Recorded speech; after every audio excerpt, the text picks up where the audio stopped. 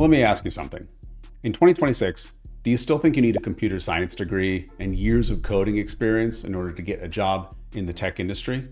Well, today, I want to do away with all of that, and I'm going to walk you through 6 different career paths that you can get into in less time than you might think. These are high-paying positions, remote accessible, and people are making great career paths in these today, so it's proven to work. Let's get into it. So the first one I want to talk through today is going to be cybersecurity analyst. Now, this is one of the fastest growing areas in tech, and for good reason. Today, every company is running on software, they're running on data, they're running on networks, and that means that every company is going to be a potential target.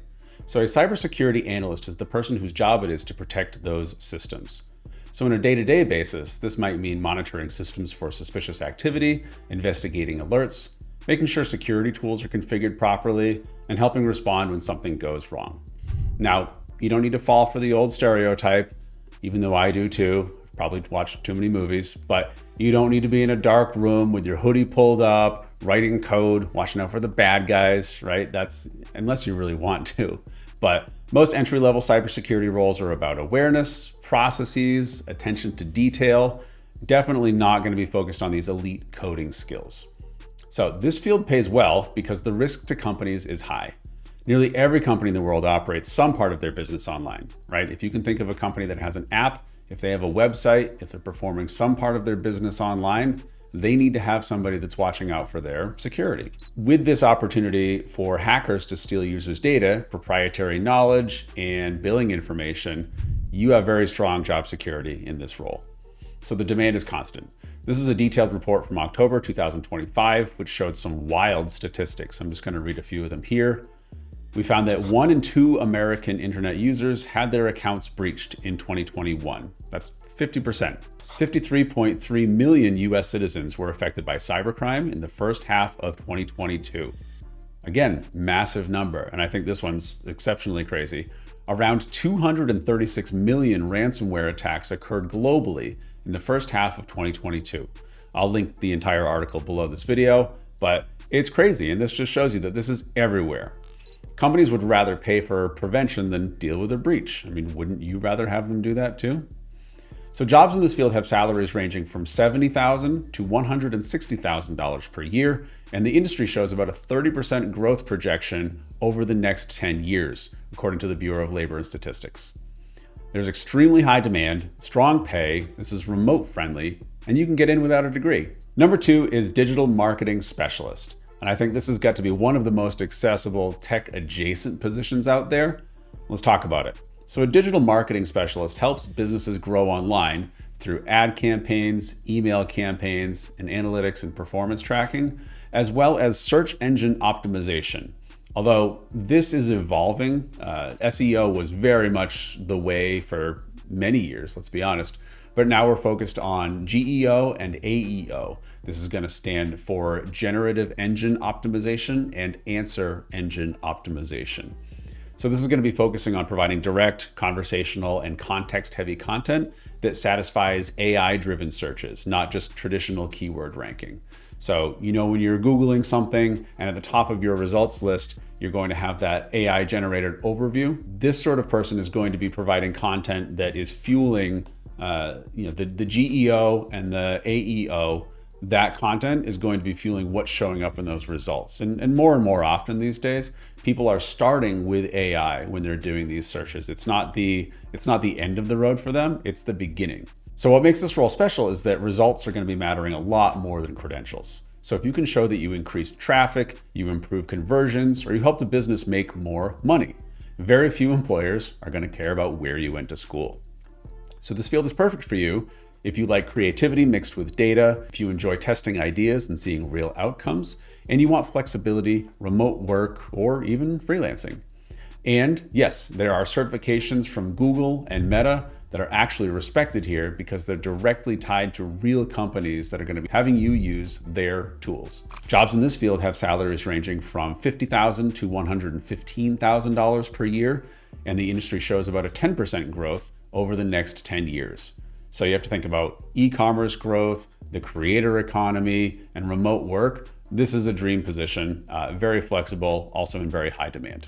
Number 3 is going to be a data analyst. Now, data analysts are going to be taking raw data into meaningful insights that businesses can take action on. This is another hugely valuable position for companies to hire, as the insights collected from data analysis can steer the direction of the company.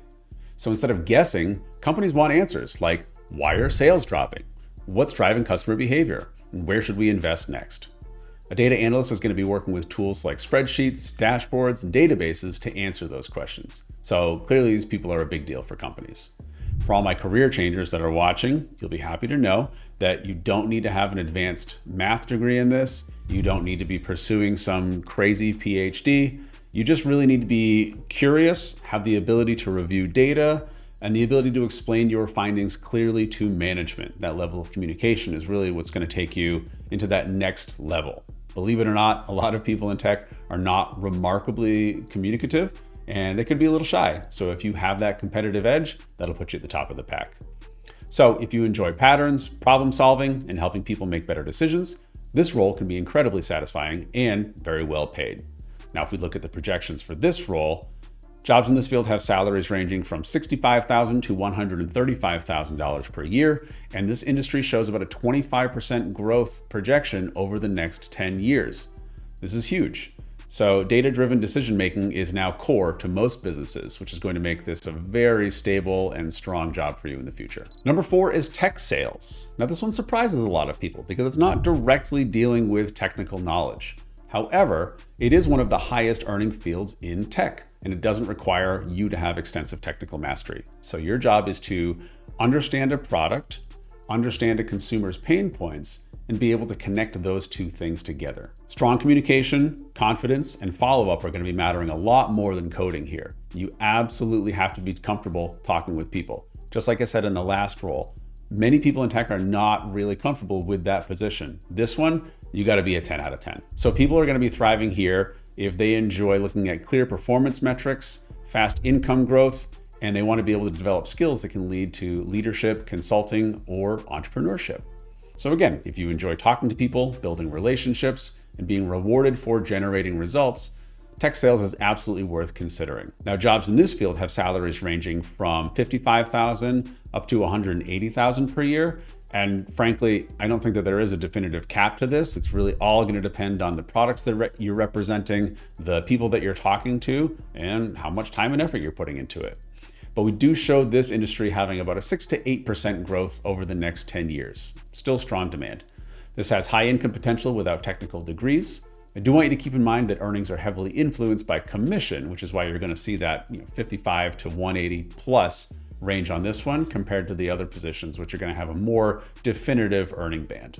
Number 5 is going to be Salesforce Administrator. Now, Salesforce is one of the most widely used business platforms in the world. They probably have tools at your company that you use, whether or not you're even aware of it. Salesforce Administration has many different branches that you could go into from here.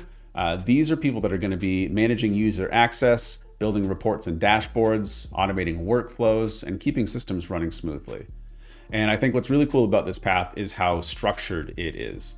Salesforce themselves, they provide, I will have to link to the website here, but they will have this trailhead platform where they're going to be showing all of these different paths and certification routes that you can take with them.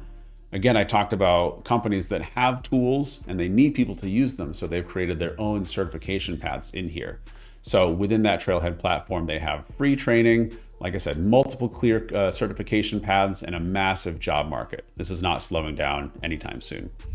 So this role could be great if you like organizing systems, helping teams work better, and being that go-to person without needing to code. Jobs in this field have salaries ranging from $65,000 to $130,000 per year, and the industry is showing about an 8% growth projection over the next 10 years. So there continues to be strong demand for these roles. There's a very clear certification ladder that you can climb, and it's a business-facing role. So if you are the kind of person maybe that's scared of talking directly to customers, this could be a great opportunity for you. Number 6 is going to be a UX UI designer. Now, this position can be focusing on how digital products feel and function for real people. Technically, this can be broken down into two different disciplines. The UI side of the house, user interface. these are the people that are going to be focused more on the tactile components, what you actually see and use when you're in an app. So the buttons, the way that things are displayed, things like that. UX stands for user experience. And this side gets a little bit more into the psychology of it. Why are we designing the app like this? What is going to be driving users to engage with this product in a certain way? So they're two different roles, but it is very common for employers to just kind of group these things together. It's not uncommon for you to just see UI, UX designer, and they're roped into one. But just keep in mind, they could actually branch out into two different distinct positions. So as I said, people in these roles think about the ease of use of an app, the clarity for the user, the flow through a product experience, and human behavior. So there's this nice trifecta. It's sitting at the intersection of psychology, design, and technology. So that being said, you might think, oh, I need to have this extensive skill set and have a huge portfolio. And while it does help to have projects to show and demonstrate your skills that you've done this before, you don't need to be some award-winning artist. You just need empathy for your users. You need to be curious about products and user experiences, and really the ability to explain why something works better given your recommendations. I will say in here, portfolios matter more than resumes. So this is another strong option for people if you're not looking to go back to school and getting a 4-year degree. Best advice is definitely getting into a boot camp that's going to give you the experience where you're building multiple portfolio projects, and an internship doesn't hurt as well. Now, jobs in this field have salaries ranging from $65,000 to $140,000 per year, and this industry is still looking at about a 13% job growth over the next 10 years. And I think this one is going to be very interesting to watch because AI is everywhere, right? And it is able to turn out some impressive interfaces and user flows. I still think there's going to continue to be strong demand for a real human touch throughout the process. People that have extensive experience dealing with customer needs, they know how to drive the decisions that are going to be made within a company. And so I don't think AI is necessarily replacing that role anytime soon. So here's the big takeaway. Getting into tech is no longer reserved for people with fancy degrees and years of coding experience. We're very much evolving into a skills-based economy. And so, if you're willing to learn intentionally, practice consistently, build up the skills that you can demonstrate to companies, then these careers are all absolutely within reach. Now, if you want, in future videos, I can break down how to get started in each one of these roles, which certifications are going to be most valuable to you, and how to transition into these roles without having to quit your day job. If that sounds helpful, subscribe and let me know in the comments which career paths you'd like me to cover next. I'll see you in the next one.